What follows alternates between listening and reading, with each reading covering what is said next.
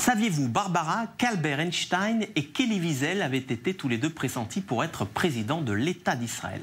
Finalement, les deux ont gentiment décliné l'offre, laissant place à des Israéliens issus de la classe politique. C'est le cas de l'actuel président issu des rangs du Likoud. Reuven Rivlin, c'est le 10e président de l'État d'Israël. Il a succédé en 2014 à Shimon Peres pour un mandat de 7 ans non renouvelable, obtenu à la majorité absolue des députés de la Knesset.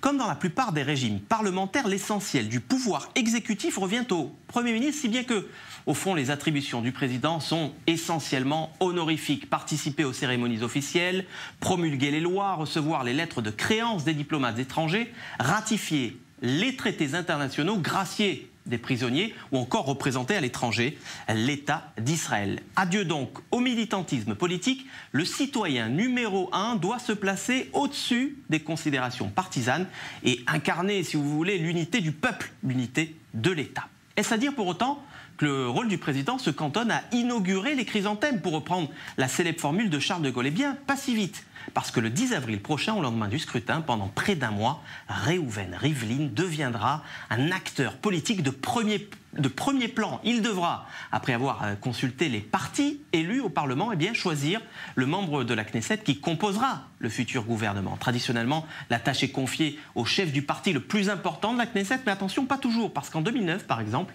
eh bien, c'est le parti Kadima de Tzipi Livni qui avait raflé le plus grand nombre de sièges, mais faute de majorité, eh bien, Shimon Peres avait dû désigner Binyamin Netanyahou au poste de Premier ministre. Rivlin, dont on connaît l'inimitié avec Binyamin Netanyahou, même si les deux hommes sont issus du même parti, le Likoud, sera-t-il impartial? Ou sera-t-il au contraire sensible aux appels du pied de la liste bleu-blanc, qui, dès son lancement, déclarait qu'elle n'avait aucun doute sur les préférences du président? Mais Rivlin a été clair, sa seule fidélité, ce sera le verdict des urnes. On l'écoute.